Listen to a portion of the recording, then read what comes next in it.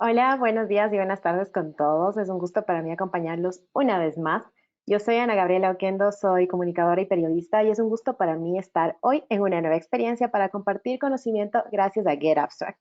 Estoy encantada viendo que se conecta gente de distintas partes del mundo, gente conectada desde Ecuador, desde Miami, también gente desde Panamá, desde México, desde Colombia también. De verdad es un gusto. Sean todos bienvenidos. Como saben, GetAbstract es la mayor biblioteca de información comprimida del mundo que localiza, evalúa y resume textos, conferencias, videoconferencias relacionados principalmente a cultura de negocios. Los contenidos en audios o textos son totalmente accesibles y les tomarán aproximadamente 10 minutos en revisar. Así se fomenta el desarrollo personal y profesional para que todos podamos convertirnos en los líderes del presente y del futuro. La entrevista de hoy es un gusto para mí compartir con un invitado súper especial. Hablo de Jean-Paul Pinto, que es ingeniero comercial con 15 años de experiencia profesional y docente en marketing y también es consultor de construcción de escenarios futuros y procesos de direccionamiento estratégico prospectivo. Ha sido docente universitario en Ecuador y Colombia, cuenta con una maestría en marketing de la Universidad Capitol de Toulouse, otra en ciencias de gestión por el CENAM de París y una adicional en seguridad y defensa del Instituto de Altos Estudios Nacionales del Ecuador, IAEN, además de que está por convertirse en PhD en administración en la Universidad del Valle. Con Jean-Paul conversaremos sobre cisnes negros y cambios inesperados en escenarios impredecibles, un tema que nos permite entender la crisis global y repensar nuestro actuar, sin dejar en ningún momento de enfocarnos en nuestros objetivos. Les cuento que el tema de hoy ha convocado a más de 1000 personas, así que bienvenido Jean-Paul y gracias por acompañarnos en este espacio. ¿Cómo estás? Sí, fantástico. Y feliz de estar con ustedes el día de hoy y de compartir este tema apasionante de los cisnes negros y un poco repensar la realidad futura y darles algunos tips de cómo reinventarnos, transformarnos, que yo creo que es lo que deberíamos hacer de aquí en los próximos años. Muchísimas gracias, Jean-Paul, por acompañarnos y a todos también por la confianza que nos tienen al seguirnos en estas nuevas emisiones de Get Together desde Latinoamérica. Recuerden enviarnos sus preguntas en la parte de chat. Al final las estaremos revisando para que Jean-Paul pueda responderlas y quitar todas sus dudas. Ahora sí, para comenzar, ya para iniciar esta conversación, Jean-Paul, quisiera que me cuentes un poquito de a qué se define exactamente como cisnes negros. Mira, el cisne negro es básicamente un evento muy improbable, casi imposible, pero de altísimos impactos.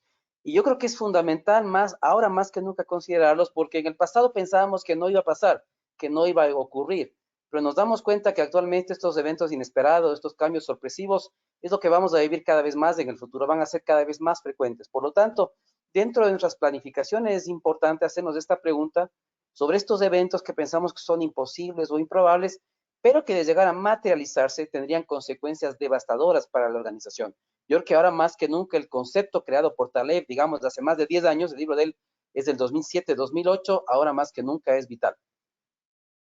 Ok, justo en esto de los cisnes negros, Taleb da algunas sugerencias que sirven para identificar estos acontecimientos que, como sabemos, tienden a ser impredecibles. ¿Cuáles serían esas sugerencias? Mira, yo creo que el trabajo aquí es un trabajo eminentemente de conjetura sobre el futuro. Yo aquí me voy a las bases de la perspectiva en los años 60, porque hay que tener claro que el futuro no se puede predecir. Si es imposible que alguien sepa lo que va a pasar, si alguien realmente dice que lo que va a pasar y acierta, puede ser la suerte y el azar. Y yo creo que aquí lo más importante va a ser un trabajo de conjetura, de trabajo intelectual, que es muy simple, digamos. Lo que deberíamos hacer en las compañías, que es en una mañana, en un día, reunir al personal y decir, bueno, a ver, ¿qué podría pasar en el futuro? Y sobre todo yo creo que lo que nos pasó fue no un error, sino hicimos una omisión.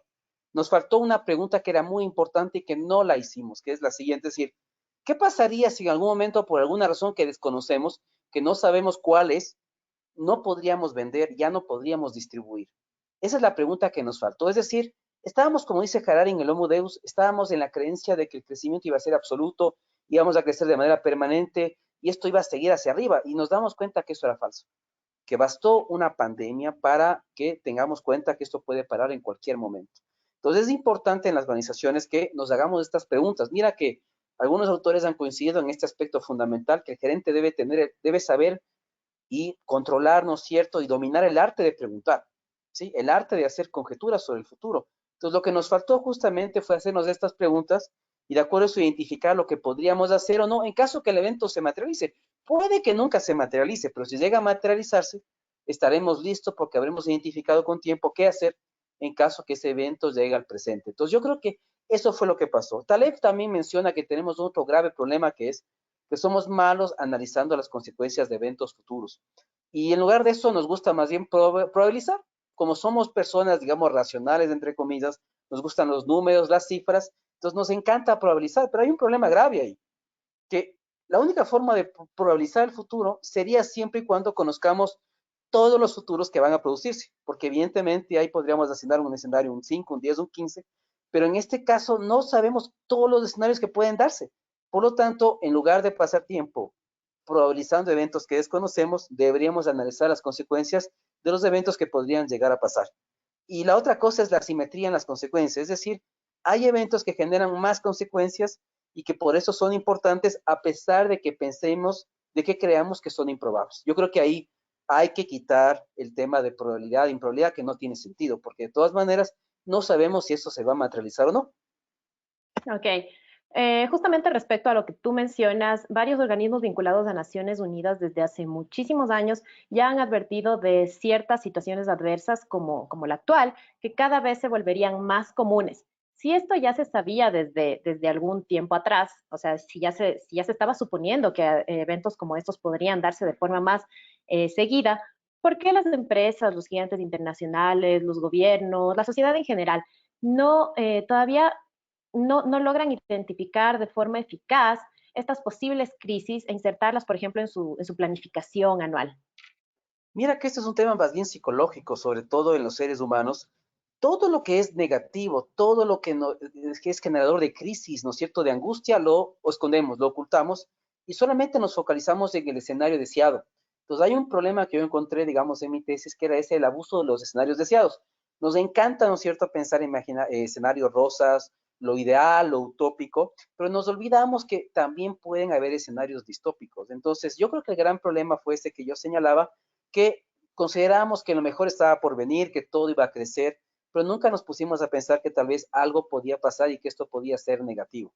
Entonces yo creo que ahí hay un tema psicológico, hay un tema de mucho trabajo en las empresas, sobre no solamente considerar lo deseado, que es evidentemente algo positivo, no hay que decirlo que no, sino que también hay que incorporar, tal como se ve en la diapositiva, dentro de la planeación los temas de las rupturas, los temas de los cisnes negros. Parte de la planificación de una empresa pública o privada, o inclusive en la parte personal, debe insertar este tipo de eventos inesperados, sorpresas en general, porque como tú mismo lo has mencionado, cada vez van a ser más frecuentes. Es decir, la nueva normalidad a la cual nos vamos a enfrentar en los próximos años va a estar muy caracterizada por las crisis de repetición.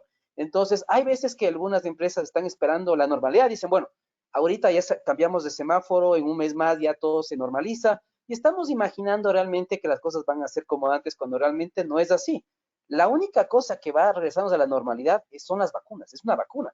Y eso algunas empresas lo han dicho a nivel internacional, laboratorios, nos va a tomar un año y medio, 2 años por lo menos. Entonces, ¿esto qué implica? Que nos toca reconfigurar los negocios, transformar los negocios para que en caso que a futuro haya nuevas crisis, nos podamos adaptar y podamos reaccionar rápidamente. Entonces, ahí Taleb dice una cosa bien interesante.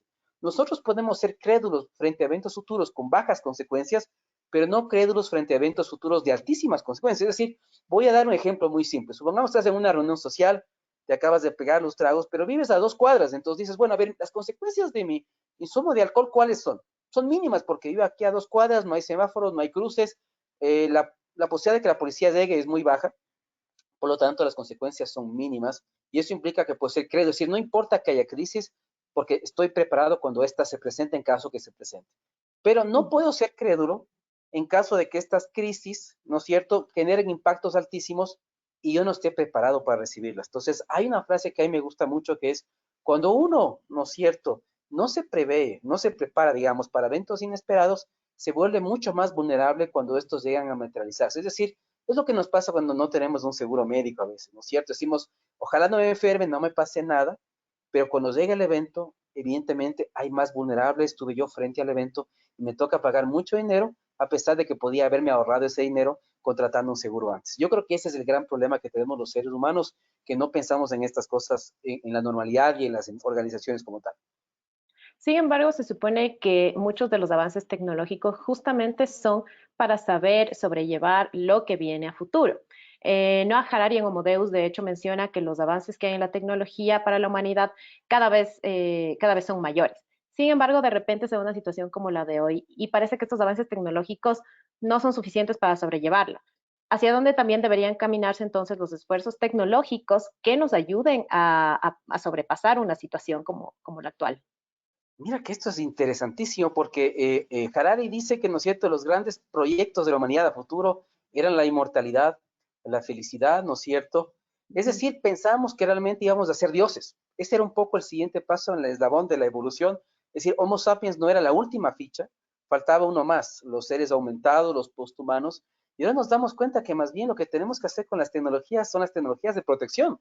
Es decir, si queremos estar preparados para el futuro, deberíamos tener 3 o 4 veces más de capacidades en hospitales, en unidades de cuidado intensivo. Entonces, no apostarle tanto a la inmortalidad o a la cura del envejecimiento, si no estamos seguros que vamos a poder seguir viviendo 10 años más. Entonces, yo creo que de alguna manera hay este cambio de paradigma fantástico, que por un lado lo menciona en el libro claramente, y por otro hay que modificarlo. Y mira que el tema del conocimiento es una cosa que Harari lo señala claramente como la paradoja del conocimiento. Es decir, acumulamos conocimiento y eso nos hace creer que tenemos control sobre el futuro, sobre los eventos que están por pasar, y es absolutamente lo contrario.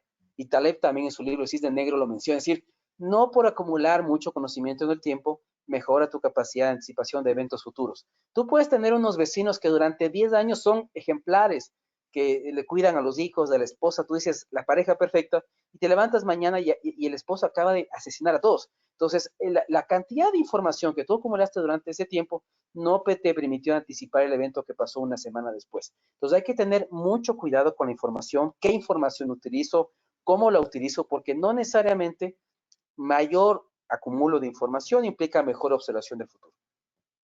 ¿Crees que tal vez una situación como la actual motivaría a que desde las mismas empresas, desde las distintas organizaciones, se fomente una mayor inversión hacia cuestiones tecnológicas, hacia cuestiones de capacitación, manejo de crisis, etcétera?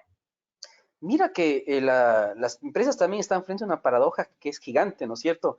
Y que tiene aspectos sobre todo éticos, es decir, a ver, ¿qué hago yo a futuro? Si yo sé que a futuro van a haber otras crisis y la gente tiene que confinarse, a mí tal vez me conviene automatizar y digitalizar muchas opciones de mi empresa, pero eso implica deshumanizar a las compañías, es decir, que haya empresas sin humanos.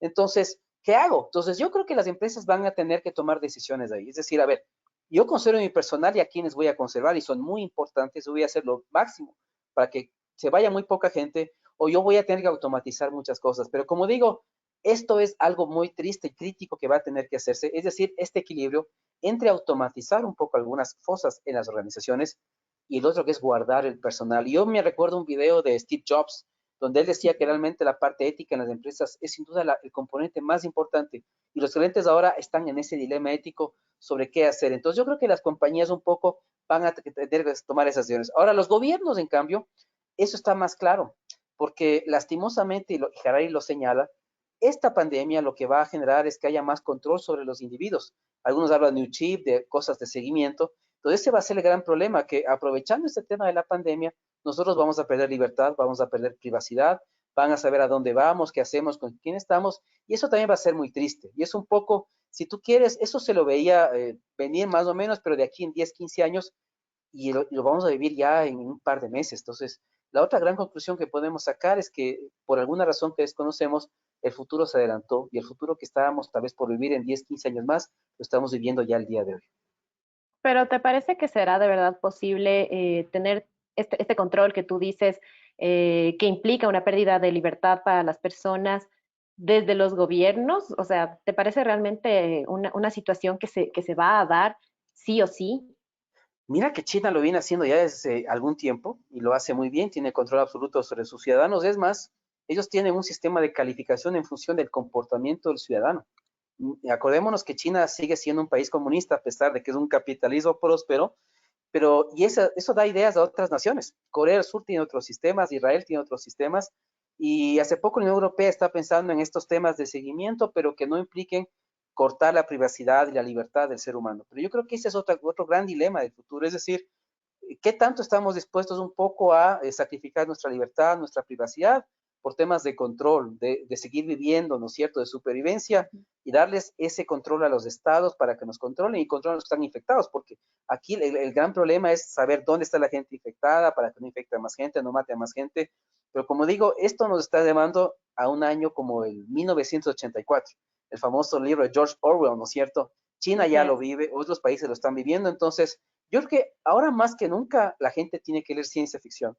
Y el otro día, al día hablaba con Fabienne Goupodimont, que es una colega mía francesa, y decíamos, la ciencia ficción debe enseñarse desde las escuelas, enseñar más a los niños a soñar, a imaginar mundos alternativos, otras realidades, porque eso es lo que necesitamos ahora, gente que nos diga y que nos señale nuevas realidades, nuevos mundos a los cuales podemos ir. Entonces yo creo que cuando leemos la ficción nos damos cuenta que cosas que fueron escritas hace 30, 40 años actualmente son realidades, actualmente se han materializado. Entonces, de ahí yo creo que el otro gran consejo que yo podría dar es que la gente lea sobre todo novelas post-apocalípticas para identificar cómo estas sociedades que pasaron por crisis tan graves lograron salir. Hay autores que han identificado justamente temas de resiliencia en esas novelas y yo creo que es importante considerarlas. Ok, hablando justamente de resiliencia, es un concepto sobre el que se ha hablado muchísimo en estos últimos tiempos, dada la crisis actual. ¿Crees que de verdad es posible superar estos momentos adversos para adaptarnos a una nueva realidad? ¿Y cuál sería el mejor camino? Porque todavía se ve que muchos dudan de que esta realidad, la que estamos viendo en este momento, sea de forma permanente. Claro, mira que yo creo que ahí lo que es fundamental es primeramente imaginar lo peor. Yo siempre sugiero en mis charlas, en mis trabajos, vamos siempre a apostar al peor escenario posible. No importa que no llegue a pasar, pero es importante que planifiquemos en función de lo peor que podría pasar. Y en función de lo peor que podría pasar, identificar justamente qué podríamos hacer para no llegar allá y para mitigar los impactos de lo peor que podría pasar. Entonces, en Strategic Foresight, en el Foresight estratégico, hay tres pasos simples. El uno es identificar estos eventos en el entorno, cisnes negros, rupturas, hechos portadores de futuros. Después los procesamos en la compañía, es decir, cómo nos afectan, consecuencias, oportunidades, ¿no es cierto? Cambios de capacidades, este nuevo conocimiento y al final implementamos las acciones. Mira que son tres pasos, identificar, asimilar y actuar. Y yo creo que las compañías tienen que comenzar a hacer eso. Yo creo que, como decía antes, lo peor que podría pasar es que pensemos que la normalidad está dentro de muy poco y que hay que esperar un poquito. Mira que algunas empresas en Ecuador tomaron esa decisión, es decir, durante un mes no hicieron nada Ujú. y perdieron un mes de venta por pensar que en un mes todo se iba a normalizar. Y cuando ya se dieron cuenta de que no iba a regresar a la normalidad, ahí comenzaron a decir, no, pero yo sí puedo hacer entrega a domicilio, pero yo también puedo dar este servicio, yo también puedo Claro. capacitar. Mira que esto que no hacía antes, ahora sí lo puedo hacer. Y yo creo que ese es el pensamiento. Y mira que es un tema mental, es un tema psicológico en los gerentes, en los empresarios. Pero yo creo que de aquí de alguna manera la gran palabra que tenemos que utilizar es reconfiguración del negocio. Y la metáfora que puedo utilizar es la del juego de ajedrez. No sé si los que juegan Ujú. ajedrez me entenderán un poco. Es como estar en una partida de ajedrez y de repente te cambian la partida. Estabas ganando tú y de repente por alguna razón que desconoces, el tablero se cambió de puesto y las piezas cambiaron de lugar. Y no solo eso, sino que las reglas del juego también cambiaron. Entonces te quedas absolutamente en el vacío, porque no solamente que la partida que estabas ganando no la estás ganando, y segundo, las reglas del juego que existían ya no existen. Entonces te toca reinventar las reglas del juego, crear nuevas reglas. Y hay, por ejemplo, libros como La transición del Océano Sur pueden ser interesantes. ¿Qué elimino de mi negocio? ¿Qué incremento en mi negocio? ¿Qué reduzco? ¿Qué creo, no es cierto, que nadie más está ofreciendo para yo ofrecer? Entonces yo creo que esas son las preguntas que tenemos que hacernos y por eso yo repito nuevamente este tema del arte de preguntar. Me parece que a veces nos vamos demasiado rápido a las soluciones y no le dedicamos mucho tiempo a las preguntas. Y por eso Gaston Berger, un francés, en el año 1957, tiene una frase que a mí me encanta y dice, los gerentes, los funcionarios públicos, los ministros deberían ser filósofos de la acción. Me encanta esa concepción de que el tomador de decisiones, ante todo, tiene que ser un filósofo, es decir, tiene que hacerse las preguntas correctas. Ok, justamente vinculado a lo que tú nos comentabas en cuestión de negocios, el Foro Económico Mundial en su encuentro en Davos en 2019 destacaba ya esta capacidad de adaptar y reinventar los negocios. Así que es muy interesante que desde hace un año atrás ya se hablaba de esto. Sin embargo, parece que tenemos que esperar a que lo peor pase para recién decidir adaptar nuestros productos, nuestros servicios ante las posibilidades actuales. Entonces, Mira es que, muy interesante lo sí, que dices entonces. mira que esto me hizo acuerdo de una frase de H.G. Wells, famoso escritor de ciencia ficción y prospectivista del siglo XIX, él decía que la única forma en que la humanidad iba a cambiar era pasando por un evento muy grave. Y él estaba convencido de eso, iba a decir guerra nuclear o algún efecto, algún evento trágico, desastroso. Mira qué es lo que está pasando. Es decir, tuvimos que pasar por un evento trágico como este que implica parar toda la economía mundial, confinarnos completamente, para que nos hagamos la pregunta si es importante y es necesario cambiar. Mira que hay un brasileño Nobrega que él señala esto, ¿no? El ser humano no cambia. Solo hay dos razones por las cuales él decide cambiar. La una es la codicia, y ahí vemos realmente los graves problemas de corrupción. Y la segunda es la amenaza. Solamente cuando el ser humano se siente amenazado en su existencia decide cambiar. Yo creo que ahora más que nunca las grandes palabras son estas, ¿no es cierto?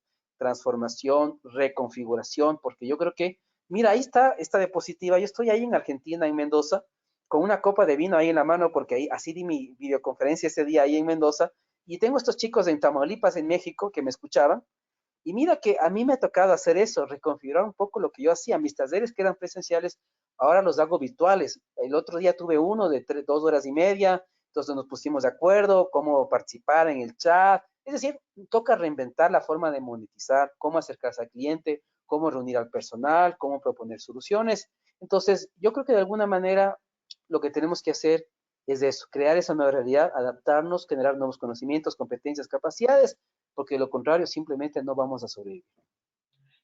Quisiera poder aterrizar un poquito más esto que tú mencionas, lo de justamente adaptarnos a una nueva realidad. Tú antes citaste tres pasos que se deberían seguir justamente para este proceso de adaptación, de reinvención. Y me estoy fijando mucho en tu diapositiva. Veo esta escena del concierto, esta escena del restaurante. No sé si podemos poner un poco más sobre tierra estos conceptos que tú dices. Por ejemplo, en cuestión de eventos masivos, ¿cómo debería ser la transformación para estas empresas que se dedican justamente a este tipo de negocios? O en cuestión de restaurantes, ya vemos que muchos operan a domicilio, envíos, pero de ahí significa que, por ejemplo, el restaurante, así como tal, de ir a un lugar, ¿cómo va a funcionar ahora? Es decir, quiero que aterricemos un poco más en estos ejemplos que justamente aparecen aquí en tu diapositiva. Mira que eso es fundamental, porque yo creo que en el caso de un restaurante y un concierto es cómo recrear las experiencias que ya no existen. Mira que lo importante cuando hubo un concierto o un restaurante era justamente el tema de la experiencia en el lugar, ¿no es cierto? De la Ujú. ambientación, la música, la conversación con una persona o un grupo de personas. Entonces, la gran pregunta que este tipo de negocios tienen que hacerse es, bueno, ¿cómo puedo recrear estas experiencias que ya no existen? Entonces, tal vez la tecnología ahí puede ser de gran ayuda. A veces yo cuando veo Blade Runner en el año 2049, él tiene un dispositivo que permite recrear sensaciones sobre cosas que no existen en la realidad. Entonces, me parece a mí que lo que tenemos que hacer es ver cómo podemos restablecer estas relaciones sociales, estos lazos sociales, estas experiencias entre los usuarios, pero por otras vías. Sabemos que no lo vamos a poder hacer poniendo más gente en los conciertos o llenando un restaurante, sino que tenemos que identificar otras herramientas tecnológicas que nos permitan que el cliente sienta lo mismo, experimente lo mismo, sin ir al restaurante. Por ejemplo, otro día me contactó una persona por el tema de bodas, de matrimonios. Claro, el matrimonio, lo mejor que es, evidentemente la ceremonia, la música, estar con la gente que tú quieres, que conoces, pero en el futuro, ¿cómo será una boda? Porque ya sabes que no puedes, ¿no es cierto?, tener bodas masivas. Por lo tanto, lo que hay que hacer es recreación de experiencias de entretenimiento por otras vías. Y ahí la tecnología puede ser de gran ayuda. Es decir, la realidad virtual puede ser una vía, por ejemplo, posible, porque la idea es justamente eso, que tú sientas la realidad, pero evidentemente sabiendo que no es la realidad exactamente, pero las experiencias que tú sientes tienen que ser las mismas. Y si tú has visto los avances en temas de realidad virtual, van a eso. Es decir, esa capacidad que tú tienes para sentir, tocar, sin estar completamente en esa realidad. Por ejemplo, en el turismo va a ser así.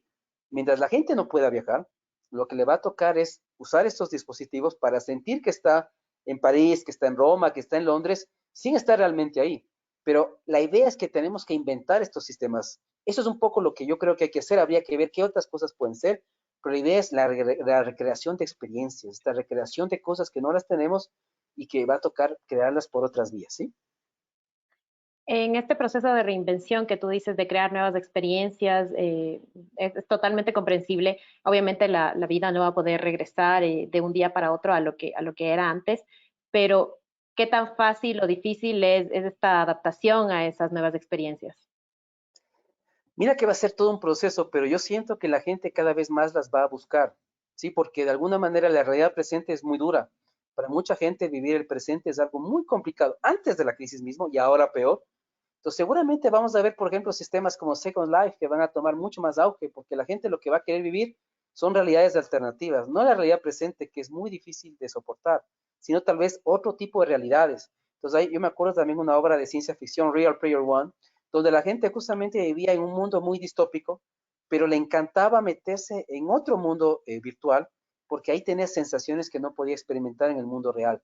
Ahí la gente se desfogaba, hacía todo lo que quería, era feliz, porque en el mundo real no lo era. Entonces, mira que yo creo que cada vez más vamos a ver ese tipo de cosas, de experiencias que la gente va a buscar un poco para escapar de la realidad que tenemos, que evidentemente pues no es tan feliz como la que teníamos antes, ¿no? Ok, perfecto. Dentro de este proceso de reinvención en las empresas, también se ha hablado mucho de lo del teletrabajo. Muchísimas compañías ya se han adaptado a esta nueva tendencia.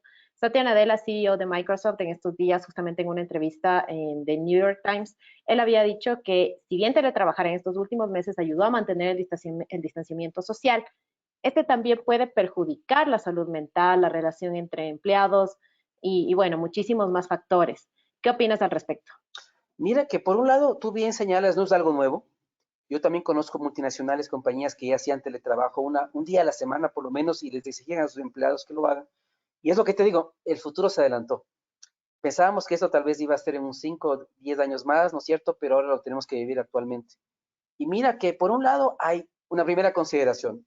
Los seres humanos no tenemos horarios, no tenemos, digamos, agendas, por así decirlo. Esto fue un tema de una construcción humana desde la revolución industrial. Pero antes nuestros antepasados no tenían horarios, no tenían, digamos, agenda, ni se levantaban a las 8, comían a la 1 y había que trabajar hasta las 5. Esto fue algo, es algo muy nuevo. En la historia de Homo sapiens es bastante nuevo. Entonces yo, por un lado, la ventaja que le veo es que los horarios van a desaparecer y tienen que desaparecer. Es decir, cada persona es distinta. Yo soy muy productivo de 12 del día a 12 de la noche, por ejemplo. Yo en la mañana soy muy poco productivo. Sí, habrá gente, en cambio, que es muy productiva de 5 de la mañana a 2 de la tarde, pero ya en la tarde se disipa mucho. Entonces, yo espero que por lo menos los conceptos de control, los conceptos de horarios desaparezcan. Por ejemplo, me acuerdo en una universidad donde yo trabajaba sin dar nombres, yo tenía que llegar a la clase, ¿no es cierto? Y entrar a una plataforma y decir, ya llegué, y a la hora de clase tenía que correr otra vez a la máquina a decir que sí estaba la segunda hora, porque si no, no me pagaban. Entonces yo espero que con esto lo que está pasando ahora, estas lógicas absurdas desaparezcan. Y en las empresas pasa lo mismo, lastimosamente hay los jefes, los mandos líderes que si no ven trabajando al empleado ahí sentado las 8 horas, piensan que no hace nada. Entonces tienen que tenerlo observado y tiene que estar ahí, cuidado, se levante mucho, cuidado, no esté.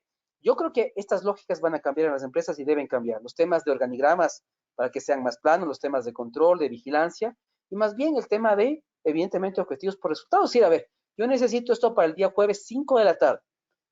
No me interesa cómo lo vas a hacer, si vas a trabajar en tu casa, en el dormitorio, en la sala, o vas a trabajar en la madrugada, eso es un tema de privacidad. Pero yo a las 5 de la tarde debo tener ese informe con estos resultados de acá. Listo. Entonces, yo creo que eso es lo bueno. Ahora, ¿qué es lo malo del teletrabajo? Que como no hay horarios, los malos gerentes y los malos líderes evidentemente se creen en la capacidad de llamar a las 6 de la mañana, a las 11 de la noche, de mandar emails a las 12 de la noche. Y como estás en tu casa, yo esperan que tú los respondas. Entonces yo creo que ahí hay un tema de organización clave y de respeto de la vida humana y la privacidad de las personas. Es decir, es cierto que ahora yo trabajo y vivo en mi casa, pero eso no implica que mi jefe me puede llamar a todas horas, me puede mandar cosas a la medianoche o en la madrugada y yo tengo que estar activo y despierto para contestar. Entonces yo creo que va a ser un compromiso en las compañías, decir, a ver, usted está en su casa, yo le voy a pedir esto, pero yo voy a respetar eso y vamos a manejarnos de esta manera. Y como digo, yo lo ideal que espero es que no haya horarios, no haya control, porque no podemos llegar a ese tema que es, me parece a mí, de la edad media. O sea, yo creo que este tipo de comportamientos en las universidades, en las empresas, debería desaparecer por completo. Definitivamente sí, estoy totalmente de acuerdo con lo que he dicho, tanto la parte positiva como la parte negativa. Sin embargo, quisiera profundizar un poquito más. ¿Cómo motivar el entendimiento de esta lógica, por ejemplo, basada en resultados, para que justamente desde ciertas empresas, ciertas organizaciones, más bien no se motive una cierta precarización de derechos laborales de las personas?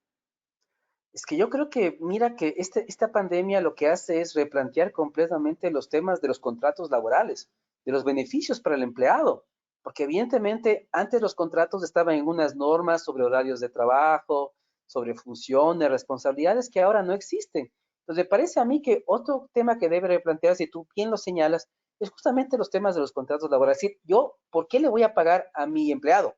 ¿En base a qué? ¿A resultados?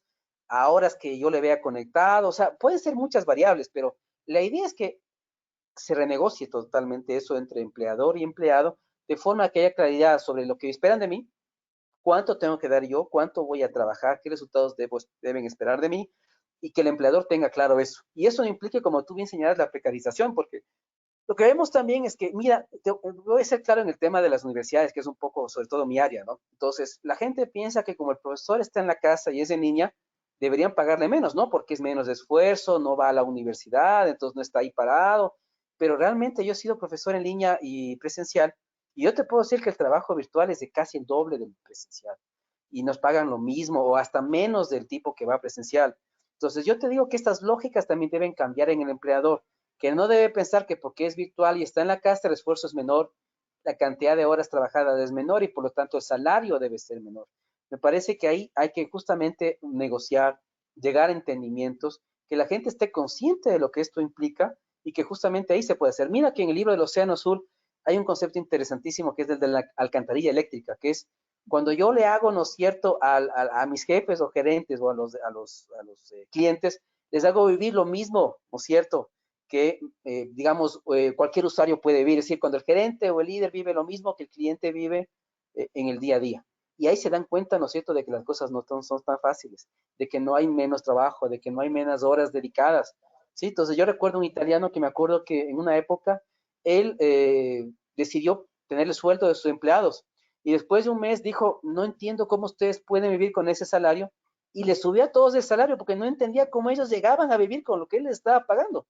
Entonces, esa es la única forma donde uno entiende que hay que generar empatía, hay que ponerse en los zapatos de los demás y entender que realmente esas creencias, esas ideas preconcebidas son falsas y que más bien hay que llegar a nuevos entendimientos, nuevos contratos laborales, nuevas responsabilidades, nuevos horarios, porque como te digo, yo no voy a aceptar que mi empleador me diga vea de 7 a 5, no, no, perdón, pero yo de 12 a 12. Si usted me puede llamar después de las 12, encantado. Si usted me llama a las 11, yo no lo voy a contestar. A las 7 de la mañana, olvídese, mi teléfono está apagado. Estas son las clases de negociaciones, de intercambios y discusiones ahora que deberían haber en las organizaciones. Ok, tú en un momento mencionabas la empatía que debe haber ahora entre, por ejemplo, entre jefes, líderes y sus empleados también. Vinculado con esto, ¿cómo motivar justamente al equipo de trabajo? Porque entre todos estos cambios, algunos tal vez no sean muy afines a la tecnología, ahora les ha tocado serlo. ¿Cómo motivar que haya un cambio positivo, también una mentalidad positiva en los empleados? Mira que yo creo que ahí el tema de incentivos, de estímulos es fundamental. Los jefes, los buenos líderes son los primeros los que dan el ejemplo. Primera cosa, o sea, si yo le pido a una persona que haga una cosa, yo debo hacer lo mismo. O sea, yo no puedo excluirme de eso. Esa es una primera cosa bien importante para la gente, que la gente sienta que todos somos iguales y que todos tenemos, digamos, las mismas condiciones. Lo segundo es que yo esté en capacidad de saber a cada persona qué le motiva, porque cada persona es distinta. No le puedo dar la misma motivación a todos. Habrá algunos, por ejemplo, te doy cualquier ejemplo, ¿no? Que le guste más la música, otro le guste más la lectura. Entonces yo debo saber exactamente qué tipo de estímulos debo utilizar para sacar lo mejor de mi empleado, porque yo sé que de esta forma voy a sacar el mejor rendimiento de él. Lo otro es tomarlos en cuenta, la importancia de que el empleado sienta que es importante. Mira que yo he visto en algunos casos que hay gente que no quiere hacer estos procesos porque no está seguro del personal que tiene. Mira que piensan que son buenos para trabajar, pero no son buenos para pensar, para imaginar cosas. Entonces, yo creo que es fundamental que desde el empleado más bajo, el que barre, el que abría la puerta antes, le haga sentir que él puede dar buenas ideas. Miren esos procesos, ¿qué es importante? Que yo digo, antes que cierren las empresas, lo he dicho a algunos amigos que tienen empresas, mira, antes que cierres, primeramente haz un ejercicio con tus empleados, reúneles, ¿sí? Virtualmente en plataformas y piensen sobre el futuro de la compañía, sobre lo que podrían hacer, transformar, reconfigurar el negocio para poder salvar a la compañía. Y pregunta a todos, porque hay gente que me dice, no, no, a ver, yo voy a reunir a los gerentes de línea, a los directores de, no, no, no. la chica de limpieza, ella, si puede conectarse, no, darle una máquina, provee una máquina y que se conecte. Creemos las condiciones para que todos los empleados se puedan conectar. Y conectados todos, justamente nos digan, mira, yo creo, yo he visto en el cliente esto, yo vi tal cosa en tal parte, yo creo que deberíamos hacer esto. Y esas mejores ideas vienen desde abajo. Yo soy muy proclive a los sistemas de innovación que son bottom-up, no de arriba hacia abajo, son de abajo hacia arriba. Las mejores ideas usualmente están en los empleados que están más abajo. Los guardias en los edificios son los que mejor pueden administrar un edificio, saber qué hacer, porque ellos saben el día a día, conocen a todos. Entonces, yo creo que es importante saber primeramente cómo estimular a la gente, qué le gusta a la gente, y segundo, hacer sentir a todos importantes. No importa qué tan bajo estés en la escala. Y yo creo que el libro aquí de la paradoja de James Hunter es vital, es el mejor libro de liderazgo que yo he leído, donde te dicen que realmente el más importante en la escala organizacional es el tipo que más abajo está. Ok, me parece muy interesante lo que comentas. Para pasar a esta siguiente etapa de la entrevista, quiero seguir invitando a quienes nos siguen, que nos envíen sus preguntas. Muy pronto las vamos a empezar a revisar para que Jean-Paul les pueda dar una contestación oportuna. Ahora, Jean-Paul, te quiero preguntar, a ver, en esta transición hacia la nueva realidad, Noah Harari dice que deberíamos crear futuros alternativos, organizarnos para evitar una posible catástrofe. Sin embargo, Taleb en El Cisne Negro justamente dice que en cierto punto se debería o se desacredita el tratar de realizar pronósticos. Es como que por un lado tratemos de organizarnos para el futuro, pero por otro no hay que tratar de realizar pronósticos. Tú como consultor en direccionamiento estratégico prospectivo y en este contexto actual, ¿qué crees que deben esperar las empresas de Latinoamérica de ahora en adelante? Mira que esto lo que acabas de decir es fundamental, porque sí, yo cuando analizo los temas de Taleb parecería que hay una paradoja, es decir, Taleb dice, mira la frase trágica que él tiene, ¿no? Por eso los economistas son enemigos de Taleb, no hay un economista que hable bien de Taleb, creo yo, porque él dice, los que hacen previsiones deberían cambiarse de profesión por el bien de la humanidad. Mira esa frase lapidaria, ¿no? Entonces él dice, no hay cómo hacer previsiones, pero Taleb dice algo bien importante, él dice, si bien es cierto, no hay cómo hacer previsiones y nadie sabe lo que va a pasar, eso no debe impedir que analicemos las consecuencias de los eventos que están por pasar. Es decir, lo que yo señalaba, tenemos que darle mucha prioridad a analizar las consecuencias de eventos que podrían llegar a pasar. No sabemos si van a pasar o no, pues si llegan a pasar, tenemos que haber hecho antes un análisis de las consecuencias de esos eventos y de lo que haríamos para enfrentar en caso que esos eventos se materialicen. Ahí coincide con otro autor, con Kees van der Heijden, un holandés, que habla de la conversación estratégica, es decir, en la compañía conversamos, discutimos sobre escenarios, se dice, yo creo esto, el otro dirá, yo pienso que más bien hay este escenario, el otro dirá, hay este otro, y esos escenarios los guardamos en lo que se conoce como las memorias de futuros, en un cajón, ¿sí? Que fue lo que hizo la Shell antes del primer choque petrolero. Y cuando vieron que se venía el choque o que había un cambio drástico, fueron a este cajón, lo abrieron y leyeron las acciones que dijeron que iban a implementar en caso que eso se materialice. Y mira que eso les permitió salir más pronto de la crisis. Y esto que nos está faltando, es decir, el futuro no está hecho para ser previsto, no hay cómo hacer previsiones. El futuro es un campo de pensamiento, es un campo de conjetura, como yo señalaba, ¿sí? Y por eso es importante desarrollar este arte del cuestionamiento, las preguntas, ser escéptico. Mira que Taleb también, tú lo has visto seguramente, él un poco él privilegia el escepticismo en las personas, es decir, no podemos pensar que algo es imposible, que algo no va a pasar, que algo no va a ocurrir, porque la historia nos dice que lo que nunca había pasado termina ocurriendo. Entonces, la mejor actitud en estos casos es ser escéptico frente a las cosas que podrían llegar a pasar. Entonces, no previsiones, pero sí conjetura, sí reflexión, sí conversión estratégica y sobre todo definición de acciones claras que haríamos en caso que ese evento se llegue a materializar. Eso me parece a mí que es fundamental. Antes era importante y ahora me parece más fundamental. En cuanto a definición de acciones claras y pensando también a futuro, muchas empresas, muchas organizaciones ya han tomado ciertas decisiones un poco fuertes, por decirlo así. Muchas han optado por reducir el tamaño de sus empresas ante la crisis actual. ¿Cómo ves tú esta decisión? Como decía, es el gran dilema de las empresas, ¿no? Y yo creo que el gran problema al que se enfrentan es este dilema entre automatización y conservación del personal. O sea, si conservan a su personal, evidentemente su imagen frente a los demás va a ser muy positiva porque pudo sacrificarse por sus empleados. Pero por otra parte, en términos de rentabilidad y en términos financieros, eso genera un altísimo gasto. Entonces, yo creo que ahí va a ser, como digo, la sapiencia un poco de cada gerente, de cada director, de saber exactamente qué puestos son indispensables, dónde la gente, es decir, la gran pregunta es, ¿dónde quitar humanidad y dónde la humanidad tiene que permanecer? Yo creo que esa es la gran pregunta del futuro.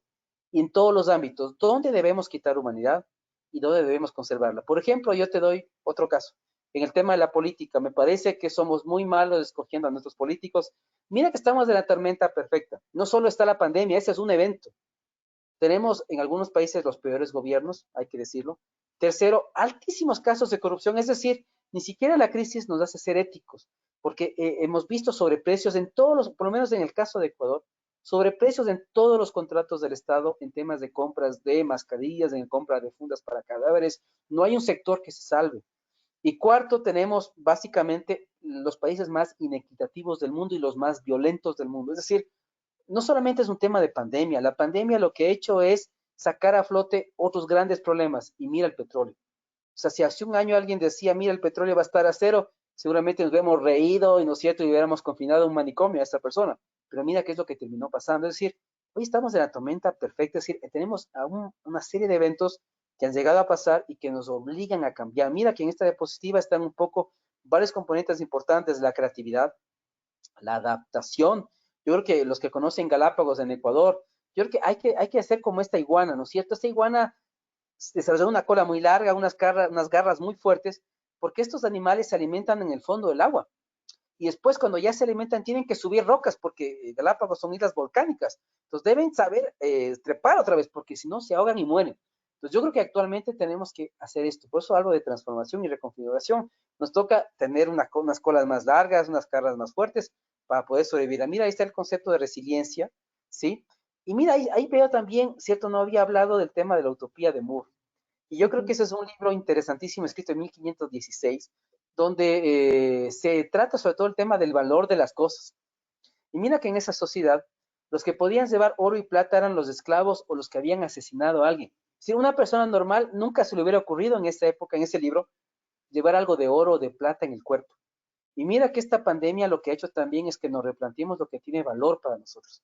¿Qué cosas tienen más valor y qué cosas que pensábamos que tenían valor ahora ya no lo tienen? Mira que los franceses ahora que salieron de la pandemia, muchos de ellos señalaron en una encuesta que la primera cosa en la que no iban a gastar era en ropa, porque pensaban que la ropa en esos momentos no era tan importante. Y mira, si vamos al cuento de la criada de Handmaid's Tale, una novela de ciencia ficción de Atwood, ahí en cambio se trata del tema de qué pasaría si las mujeres no podrían maquillarse y vestirse como quisieran, ¿sí? ¿Qué pasaría en una sociedad donde las mujeres no podrían comprar ropa, accesorios, no podrían pintarse los labios? Entonces, ahora es actualmente un poco lo que vemos, ¿no es cierto? Porque vemos que las industrias que también se van a afectar son muchas industrias ligadas a las mujeres, a los consumos que ellas hacían. Entonces, yo creo que esto nos permite justamente reconfigurar muchas cosas, darle valor a lo que tiene valor, darle menos valor a lo que no tiene valor. Y yo creo que en ese sentido la ciencia ficción es importante. Y tú hablabas de crear mundos alternativos.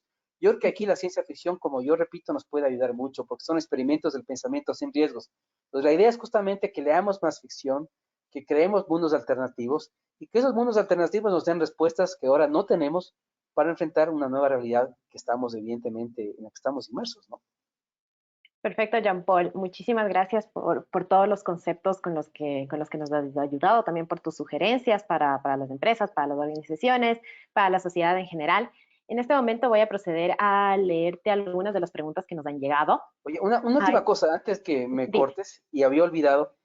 Ahí abajo, no sé si ven ustedes, hay una cosa que hice con la Universidad de la Costa en Barranquilla, hasta alrededor de este año. Miren que eso es lo que es impresionante, parece profético, pero es un poco lo antes y el después.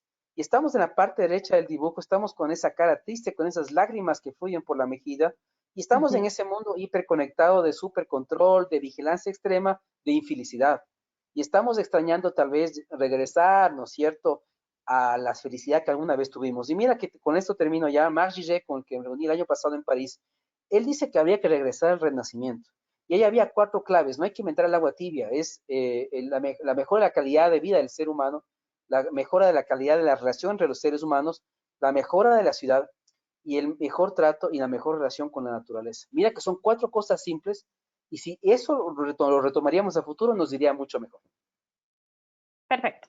Ahora sí, entonces te voy a dar paso con algunas de las preguntas que nos han llegado. A ver, una de las primeras de Julián Buitrago.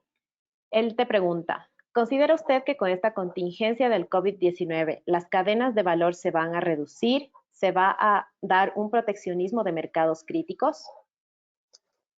Yo esperaría que haya cambios profundos también en los temas de cadenas en general. Yo creo que alguien me hizo la pregunta, una pregunta parecida el otro día y me parece que tenemos que replantear también esos temas, tenemos que reconfigurar esos temas. Y yo creo que es momento para eso, es decir, que pensemos en cada área, en cada negocio, qué debemos cambiar. Tal vez en algunos no hay que cambiar nada. Por ejemplo, pienso en los negocios electrónicos, ¿no es cierto? Miren que hay una persona que gracias a la pandemia es el primer trillonario del mundo. Es decir, a él salió ampliamente beneficiado de lo que está pasando, pero yo creo que, tal como mencionan en la pregunta, es fundamental que replanteemos estos temas, que reconfiguremos estos temas y eso seguramente van a cambiar. Y no solo que deben, o sea, tienen que cambiar. Me parece a mí que ahí el verbo que tenemos que utilizar es tienen que cambiar. Ok. Leticia Garibaldi, en cambio, te pregunta, ¿para qué considera que sea necesario llevar ese control? Se refiere al control que tú decías, por ejemplo, con GPS y más para saber qué está haciendo la gente. Acuérdate un poco que esto viene de la mano de la gente que está infectada. Necesitamos saber, y yo creo que no sé si en otros países pasa, pero aquí nos pasaron una vez unos mapas térmicos donde sabían exactamente dónde estaba la gente que estaba enferma con el COVID. Entonces, en el futuro va a ser importante que sepamos dónde está esa gente, si sale de sus casas, si no sale, con quién se ve, a dónde va. Y eso evidentemente se va a aplicar a los que están enfermos, pero también a los que estamos sanos, porque van a tener que monitorearnos a nosotros también, porque podemos ser asintomáticos. Entonces, ahí es donde yo digo que si no se manejan las cosas de manera técnica, se puede caer tranquilamente en un tema de hipervigilancia, de hipercontrol, y eso va a implicar el fin de la libertad, el fin de la privacidad del ser humano. Como digo, por una buena causa, evidentemente. Pero acordémonos que en el pasado de la humanidad, en pos de una buena causa, se han hecho cosas muy malas. Entonces, no sería la primera vez. Y Harari en el Sapiens lo señala bien y da muchos ejemplos sobre esto. De buenas cosas salen cosas que no son tan buenas. Claro, así es. Alcibiades Navas, en cambio, menciona, antes del COVID, por el dinamismo y la mayor competitividad a todo nivel, el cambio ya hacía parte de nuestras vidas. Ahora, con el COVID se replantea desde cero la forma como hacíamos las cosas y nos obliga a pensar de una manera totalmente abierta. La pregunta es, ¿cómo podemos innovar?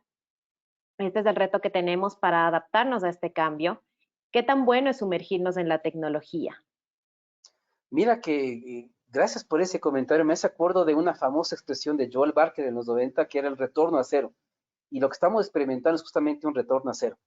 Entonces, lo que tenemos que hacer para innovar es olvidar lo que hacíamos antes. Me voy a olvidar cómo distribuía, cómo vendía, cómo manejaba mi personal. Ahora me toca replantear eso. Y mira que es interesante porque hablábamos de despidos. Puede que no sean necesarios. Lo que sea necesario sería cambiar de posición a las gentes. Yo trabajé con un hotel en Argentina el año pasado y les decía, miren, en la puerta de entrada, tal vez el concierge que había ahí, que es un tipo excelente, Martín, él en el futuro tal vez él tenga que cambiar de área. No lo vamos a despedir. Vamos a automatizar esas áreas, pero él seguramente tendrá que cumplir otras áreas en el hotel. Entonces yo creo que eso es lo que tenemos que hacer, es decir, un poco dejar de lado lo que hacíamos antes, tenerlo ahí cerca, pero dejarlo de lado y más bien crear nuevas reglas, replantear el rol de cada empleado en la organización, tal vez cambiarlo de lugar, identificar nuevos conocimientos que debo adquirir, nuevas competencias que debo tener, ¿sí? Cambiar mi portafolio de productos y servicios, evidentemente, inclusive cambiar las formas de comunicación. Mira que actualmente cuando uno compra el diario, antes el diario, los días domingos tenía como, qué sé yo, 500 páginas y unas 100 eran de publicidad y actualmente tú vas el domingo y te llega el periódico y tiene a lo mucho 10 páginas y si hay 3 empresas que pautan es demasiado. Entonces implica que inclusive la crisis llegó al tema de la comunicación y va a ser importante, yo decía el otro día, en chiste y en broma, ¿no? Perdón por lo que voy a decir, pero yo soy muy provocativo a veces como Televi, digo, yo le decía a un colega mío en marketing, decía, oye, lo que tenemos que hacer es quemar esos libros que teníamos y que estábamos dando en las universidades, porque esos libros nos enseñan a gestionar cosas en un mundo que ya no existe. Lo que tenemos que hacer es crear los nuevos libros, o sea, ahora sí escribamos el nuevo marketing, escribamos las nuevas finanzas, porque evidentemente lo que había antes ya no existe. Entonces, mira que aquí hay una crítica muy fuerte en las escuelas de negocio que me voy a permitir hacer, porque nos enseñan a gestionar negocios, nos enseñan a administrar negocios, pero no a inventar negocios, ni a reconfigurar negocios, ni a replantear negocios. Entonces yo creo que el cambio también debe venir en las universidades. ¿Qué estamos enseñando? O gente que obedezca, que haga el informe y que llegue a las 8 de la mañana, o gente que reinvente y reconfigure negocios. Creo que los pensum de las universidades, en las escuelas de negocios, tienen que tener otro giro. Si no tienen otro giro, yo creo que estamos perdidos a futuro. Entonces, para contestar la pregunta, reconfiguremos de ser, creemos nuevas reglas, reconfiguremos al personal, veamos si se pueden hacer lo que hacíamos antes de otra manera, publicitemos y comuniquémonos de otra manera, fijemos otras formas de monetizar el negocio, porque las que actualmente tenemos ya no son válidas. Es decir, es más, inclusive un restaurante no puede cobrar lo mismo que lo que cobraba cuando el cliente iba al restaurante. Entonces la gente dice, bueno, pero oigan, ahora tienen menos costos fijos, no hay arriendo, no hay meseros, ¿por qué siguen cobrando lo mismo y hasta cobran más por el envío a domicilio? Porque las Claro. compañías no se han planteado que tiene que cambiar también el tema de las tarifas, el tema de la monetización del negocio. Entonces yo creo que eso es lo que tenemos que hacer. Ok, en cuestión netamente personal, ahora nos llega otra pregunta de Karina Herrera. Ella dice, ¿cómo nos preparamos para los empleos del futuro? Mira qué pregunta genial. Yo te diría que esta pandemia lo que me hace a mí pensar es que los que tienen más ventajas son los emprendedores ahora. ¿Y por qué te digo eso? Porque ellos son los que tienen que crear las nuevas realidades, tienen que Claro. crear los nuevos mercados que no existen. Entonces yo te diría que hoy es un momento fabuloso para emprender, pero no para emprender en función de lo que existía antes. O sea, no me voy a poner un restaurante como los que había antes, no. Yo me puedo imaginar el restaurante del futuro, me puedo imaginar las bodas del futuro, me puedo imaginar los conciertos del futuro. Entonces yo creo que este es un gran momento para emprender, pero siempre y cuando el emprendimiento esté atado a la creación de nuevas realidades, de nuevos mercados, yo creo que es un tiempo magnífico para emprender. Ok, tenemos otra pregunta de Yolanda Romero. Ella pregunta, con el trabajo, las empresas ahorran gastos como internet, papelería, etcétera, justamente lo que tú mencionas. ¿Deberían ser reconocidos estos gastos al empleado? Gran pregunta, yo creo que es lo que te decía, ¿no? Mira que el empleado tranquilamente podría decirle a su jefe, mire, un ratito, usted me está pagando eso, pero ojo, a mí el internet de banda ancha que usted me está pidiendo me cuesta tanto. Yo estoy pagando más luz porque necesito también quedarme trabajando hasta las 2, 3 de la mañana porque necesito cumplir con los tiempos que usted me pide. Además de eso, evidentemente, antes yo comía en el comedor de la oficina en caso de que existiera, ¿no? Mire, yo estoy gastando más en supermercado. Entonces implica que mis costos para yo trabajar con usted han subido en tanto. Entonces eso implica, como yo decía, una negociación sobre quién va a pagar qué. Al empleado se le van a reconocer rubros de acceso a Internet, de luz, por ejemplo, de celular. Porque mira que antes, ¿no es cierto?, visitabas al cliente, ¿no es cierto?, ibas donde, entonces no había un gasto de teléfono. Y actualmente lo que te va a tocar es hacer videoconferencias, llamar al cliente, pasar más horas conectado. El celular se va a, evidentemente, a desactualizar más rápido, a ser más obsoleto, vas a tener que tener un teléfono más inteligente, de más mayor capacidad. Todos esos temas son las grandes preguntas del futuro. Mira que en bienes raíces, por ejemplo, yo creo que los corredores a veces todavía no tienen claro lo que está pasando y quieren seguir visitando los departamentos con sus potenciales clientes, cuando eso les podría matar al que visita, a ellas y a la gente que vive en el edificio. Entonces yo creo que no está claro de que ellos tienen que hacer lo mismo, pero de otra manera. Y mira que actualmente hay muchos sistemas de realidad virtual donde tú tranquilamente puedes hacer visitar un departamento 360 grados sin que nadie ponga un pie ahí, pero eso no lo queremos de entender, eso no está claro. Y la gente quiere seguir haciendo las cosas como las hacía en febrero del 2019. Y sin darse cuenta, como dice Taleb, mira que esta frase genial que me encanta de él, ¿no? Dice, hay dos tipos de personas. Hay un poco los idiotas que corren riesgos que no deberían correr, porque no entienden los riesgos, ¿sí? Y hay los otros que son los estafadores, que en cambio trasladan a otros los riesgos que ellos no quieren correr. Y parecería que Taleb ha vivido en América Latina, pero lastimosamente en otros países tenemos de ambos tipos. Sí, y eso es muy grave. Y eso explica un poco los problemas que tenemos. Ok, vamos con un par de preguntas más. Veamos, Omar Eugenio Oviedo dice, dentro de los ejercicios de prospectiva, ¿qué herramientas se deben tener en cuenta para anticiparnos a este tipo de crisis? ¿Cuáles podría sugerirnos? Genial, mira que por tiempo no he mostrado mi proceso, pero mi proceso tiene 4 etapas. La primera etapa es justamente esta conversación estratégica en las compañías, donde yo hago 3 matrices. Hago una matriz de tendencias, de rupturas y cisnes negros. Esa matriz no tiene ciencia, simplemente las tendencias, las consecuencias y las acciones. Y es una matriz de discusión. El día lunes lo trabajé con una organización aquí en Ecuador y durante un poco más de 2 horas en equipos de trabajo fuimos discutiendo eso. rupturas posibles, consecuencias de esas rupturas y acciones que yo puedo implementar. Esa es una primera fase. En la segunda fase yo en cambio uso ciencia ficción. Entonces yo cojo una novela de ficción y veo cuál se adapta a la empresa y sobre eso hago una historia de la compañía en el futuro. Y sobre todo, como yo te señalaba, yo elijo el peor escenario posible, es decir, lo peor que puede pasar y en función de eso trabajo. Por ejemplo, en Mendoza el año pasado con la Universidad del Cuyo en Argentina hicimos un escenario distópico de Mendoza al 2045. Y yo cogí la película Fury Road, Mad Max 4, porque es similar a lo que es Mendoza, zona desértica, problemas de agua. Entonces yo cojo esa historia y lo adapto. Esa es la etapa 2. Yo creo historias del futuro. Y en la etapa 3, yo cojo y hago diseño especulativo. Es decir, yo hago que la gente dibuje, grafique nuevos servicios, nuevos productos que no existen, pero podrían llegar a existir, porque esto se empata con el libro de Taleb. No sé si lo viste, pero él decía que la única forma de predecir el futuro es trayendo pedazos del futuro al presente.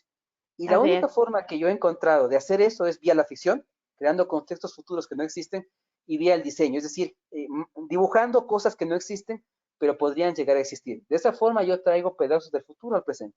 Y la cuarta etapa es, como esto no puede estar desconectado de la estrategia, que hemos hablado mucho el día de hoy, en la cuarta etapa yo trabajo estrategia, árboles de competencia, conocimientos, capacidades, servicios, generación de consensos en base a nuevos proyectos, océano azul, a veces en algunos casos puedo llegar a modelo de negocio y llego a una visión colectiva de futuro. Es decir, en mi proceso yo descubro el futuro, lo imagino, lo diseño, que es materializarlo, hacerlo tangible, y en la cuarta es ya el impacto sobre la estrategia.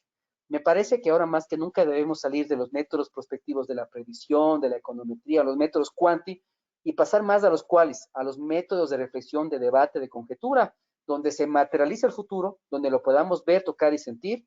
Por ejemplo, hay un americano, Stuart Candy, que tiene juegos, un juego de naipes del futuro, donde crea objetos del futuro, y ahora vemos que la gran tendencia en estudios de futuro es eso, hacia la materialización, los escenarios vivenciales de experimentación, donde lo más importante, como digo, es imaginar, pero sobre todo materializar. Y que esa imaginación y materialización aterrice en la estrategia. Si no, evidentemente no sirve de mucho. Qué interesante todo lo que nos cuentas, Jean-Paul. Ahora tenemos muchísimas preguntas del público. De verdad quisiera poder leértelas todas. Sin embargo, vamos a ir con una última por cuestión de tiempo. Tenemos una pregunta de Janet Ayala. Ella dice, ¿qué actividades estratégicas de marketing se puede aplicar para los emprendimientos en estos tiempos difíciles?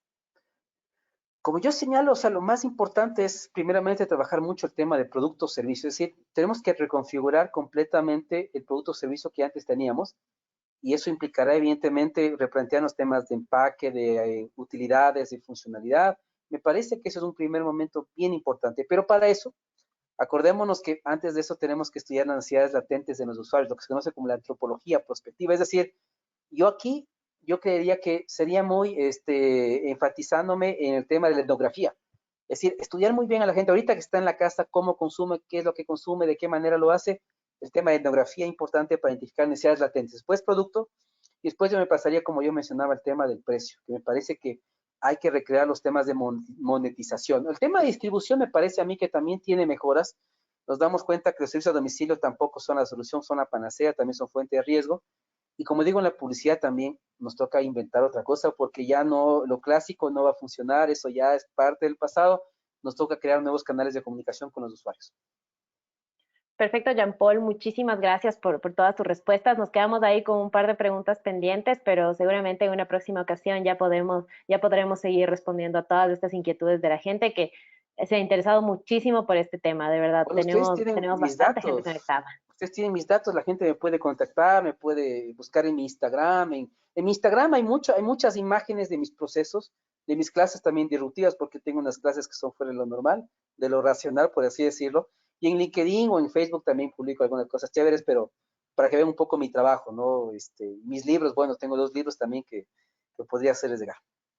Perfecto, entonces, bueno, para todos los que nos siguen, ya saben, pueden buscar a Jean Paul en las distintas redes sociales como Jean Paul Pinto. Van a encontrar ahí muchísima información que para él será un gusto seguir compartiendo con ustedes.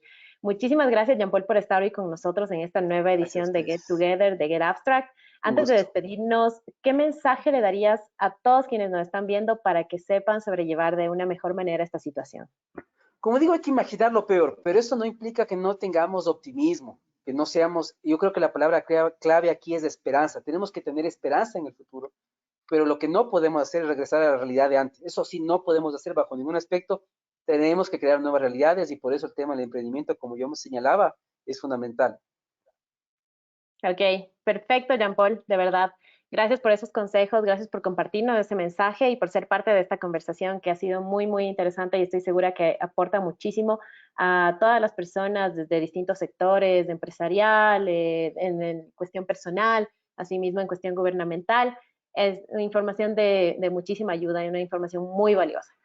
A todos, gracias por acompañarnos. Yo soy Ana Gabriela Oquendo y nos vemos el próximo miércoles 27 en una nueva entrevista con Thomas Bergen, que es cofundador y CEO de Get Abstract, sobre cómo liderar en tiempos difíciles. Gracias por acompañarnos esta mañana, esta tarde, en distintos lugares del mundo y nos vemos en la próxima semana. Gracias. Un abrazo. Un abrazo.